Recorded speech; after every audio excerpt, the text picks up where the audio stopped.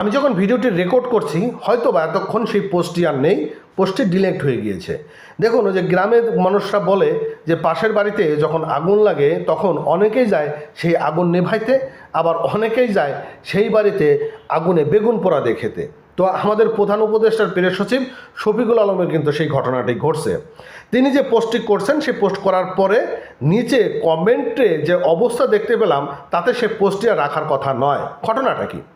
ঘটনা হচ্ছে, যখন শাহজালাল আন্তর্জাতিক বিমানবন্দরের কার্গোতে আগুনে পুড়ে বাংলাদেশের অর্থনীতি পুড়ে ছাই হয়ে যাচ্ছে, মানুষের প্রাণহানি হচ্ছে, বিজেপি সেনাবাহিনী আনসার যেখানে কাজ করছে, তখন আমাদের এই শফিকুল আলম পাশেই দই ফুচকা খাচ্ছে এবং তার একটা সুন্দর ছবি ওনার ভেরিফাইড পেজে তিনি সুন্দর করে পোস্ট করেছেন। তবে যেন তেন পোস্ট নয়, ইংলিশে পোস্ট।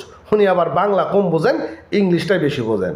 তো দেখেন, এই যে তিনি এই আলোচনায় আসতেছেন নাকি সমালোচনায় আসতেছেন সেটা আমি বুঝি না। দেখবেন অনেকে ওনাকে ডাস্টবিন শফিক বলে ডাকে।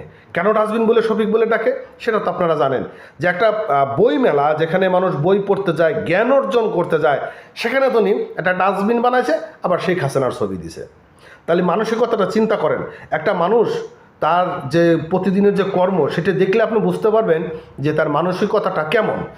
তো এই যে শফিকুল আলম তিনি এই কাজটি করেছেন, তার কমেন্টগুলো দেখতে পেলাম, হয়তো সেই কমেন্টের সে নিতে পারে নাই, সে তখন পোস্টে ডিলিট করে দিয়েছে। বিষয় হচ্ছে যে এরকম একটি জায়গা দায়িত্বরত অবস্থায় যখন আমরা দেখি এরা এই ধরনের কর্মকাণ্ডগুলো ঘটায়, তখন আমার কাছে মনে হয় এটি জনগণের সঙ্গে তামাশা ছাড়া অন্য কোনো কিছু নয়। অথবা এই শফিকুল আলম তিনি বুঝতে পারছেন যে আগামী দিনে হয়তো তার এই জিনিসটা থাকবে না, তার এই পদ থাকবে না। যেমন আমাদের হিরো আলম, যখন ওনার ভিউ কমে যায় তখন এমন দুই সাইডে উল্টাপাল্টা কাজ করে, আবার ভিউ ব্যবসাটা শুরু হয়।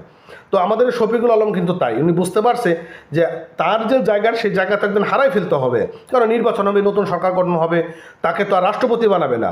তাকে এই যে সোশ্যাল মিডিয়াগুলো তিনি রিচ বাড়াচ্ছে, তিনি ফলোয়ার বাড়াচ্ছে, হয়তো বিদেশের মাটিতে বসে বসে দু চারটা ভিডিও দেবে, সেখানে মনিটাইজেশন হবে, আছে এরকম চিন্তা ভাবনা আছে। যদি না থাকে তাহলে এই ধরনের পোস্ট কেউ ফেসবুকে করেন বলেন?